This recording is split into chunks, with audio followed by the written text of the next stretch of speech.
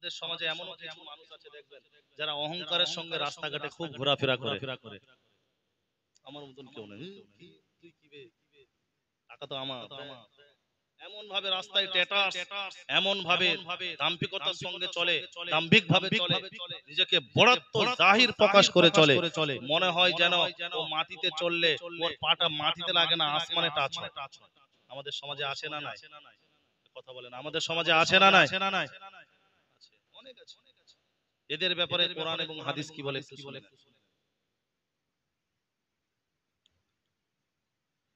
আবু দাউদ শরীফ 4090 নম্বর হাদিস, হাদিসটা হলো হাদিসে কুদসি, সহিহ হাদিস। হাদিসে কুদসি বলা হয় ওই হাদিস যেটা কথা আল্লাহর কিন্তু জাহির করেছে নবী তার জবান থেকে। কথাকার আল্লাহর কিন্তু জাহির করেছে, বলেছে নবী তার মুখ থেকে, এটাকে বলা হয় হাদিসে কুদসি। قال رسول الله صلى الله عليه وسلم قال الله عز وجل الكبرياء ردائي والعظمة إزاري فمن نازعني واحدا منهما قذفته في النار। দয়ার নবী রাহমাতুল লিল আলামিন বলেন, قال الله عز وجل, আল্লাহ তাআলা বলেছেন, আল কিবরিয়াউ রিদাই, অহংকার হলো আমার চাদর, বড়ত্ব হলো আমার লুঙ্গি, অহংকার হলো আমার চাদর, বড়ত্ব হলো আমার লুঙ্গি।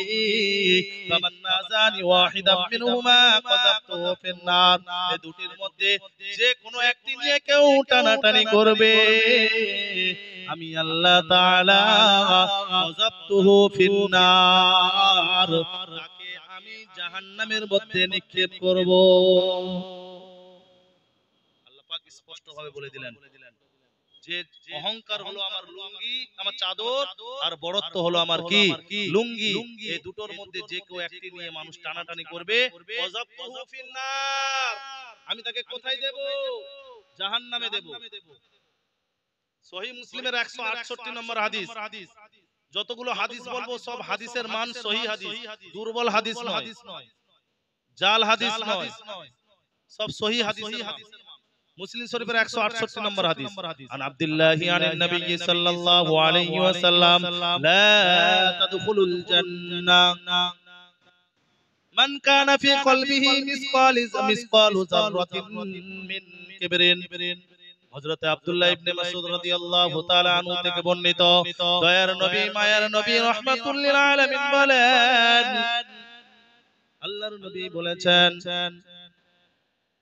আল্লাহর নবী বলেছেন, লা তাদখুলুল জান্নাহ, ওই ব্যক্তি জান্নাতের মধ্যে প্রবেশ করতে পারবে না। মান কানা ফি কলবি, যার অন্তরের মধ্যে মিসকালু যাররাতিন মিন কিবরিন, অনু পরিমাণ, সরষা পরিমাণ যদি অহংকার থাকে, সরষা পরিমাণ যদি বড়ত্ব থাকে, দয়ার নবী বলেন, লা তাদখুলুল জান্নাহ, সেই ব্যক্তি আল্লাহর দয়ার জান্নাতে প্রবেশ করবে না।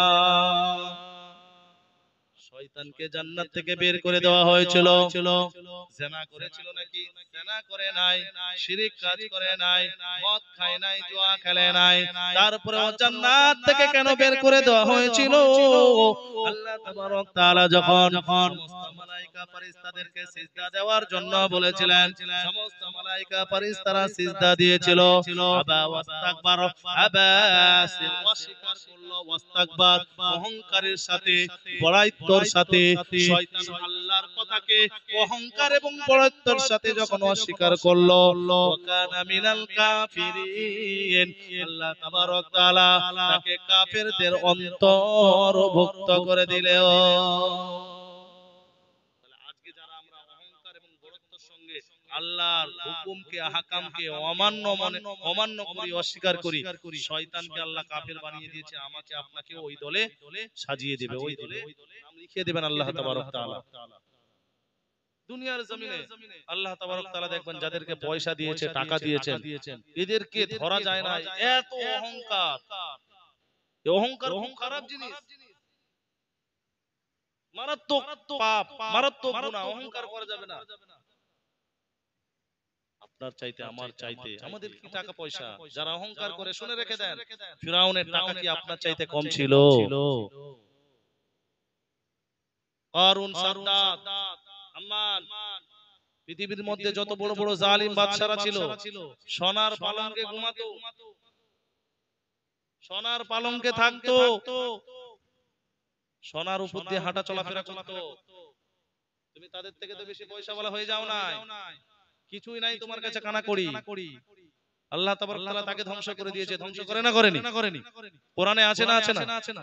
আল্লাহ ফিরাউনকে ধ্বংস করেছে, সাদ্দাতকে ধ্বংস করেছে, নমরুদকে ধ্বংস করেছে। কোরআনে এই সমস্ত ধ্বংসগুলো আল্লাহ তাবারক তাআলা তুলে ধরেছেন এই বান্দাদের জন্য, এই মানুষদের জন্য ইবরাত হাসিল করার জন্য, শিক্ষার জন্য। যে দেখো বান্দা আমার সঙ্গে টক্কর নিয়েছিল, ফিরাউন বলেছিল আনা রাব্বুকুমুল আলা, আমি তো তোমাদের সবচেয়ে বড় রব। যখন মুসা নবী দাওয়াত দিতে গিয়েছিল, ইযহাব ইলা ফিরআউনা ইন্নাহু তাগা, মুসা নবীকে আল্লাহ তাবারক তাআলা বললেন, হে মুসা আর তুমি দেরি করো না, আর তুমি বিলম্ব করো না, এখনি যাও তুমি ফিরআউনের দরবারে। ফিরআউন সীমা লঙ্ঘন করেছে। ফিরআউন কি নিজেকে খোদা দাবি করে কি করেছে? সীমা লঙ্ঘন করেছে। তো মুসা নবী গিয়ে বুঝাচ্ছে যে এক আল্লাহর প্রতি ঈমান আনো, তাহলে তোমার দুনিয়াও সফল, আখিরাতও সফল। ফিরআউন বলে আমাকে বুঝাতে এসেছে, তোমাদের রব আবার কে? তোমাদের রব আবার কে? আনা রাব্বুকুমুল আলা, আমি তো তোমাদের সবচেয়ে বড় রব। নাউজুবিল্লাহ পড়েন। আল্লাহ তাবারক তাআলার সঙ্গে টক্কর নিয়েছিল অহংকারের সঙ্গে। আল্লাহর জায়গায় নিজেকে বসিয়েছিল। আল্লাহ তাকে তার অবস্থা কেমন করেছে দেখেন। তিরমিজি শরীফের হাদিসের মধ্যে এসেছে, ফিরআউনের যখন মৃত্যু হয়,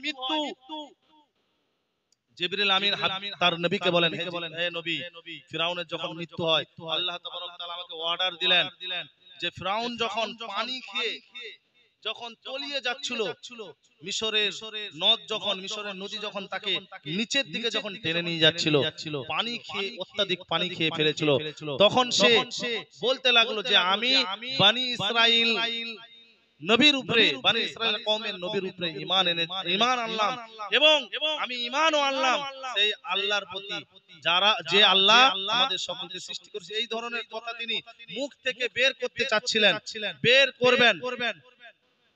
এমত অবস্থায় হযরতে জিবরিল আমিন আলাইহিস সালাতু ওয়াস সালাম মুখের মুখে এসে লাথি মেরে কাদা ঢুকিয়ে হারামখোরের মুখ পুরো বন্ধ করে দিয়েছে। আজও পর্যন্ত মিশরের পিরামিডে আমাদের জন্য শিক্ষা হয়ে শুয়ে আছে না নাই বলেন? আজও পর্যন্ত শুয়ে আছে। এরপরেও যদি আল্লাহ এত প্রমাণ দেওয়ার পরও যদি আপনাদের অহংকার না কমে, আমি মনে ভাববো কবরস্থানের হাড় পাঁজর যেগুলো কবরস্থান পুরানো হয়ে গেছে, হাড় পাঁজর গুলো দেখা যাচ্ছে, কবরস্থানের পাশে গিয়ে একবার দেখে আসেন।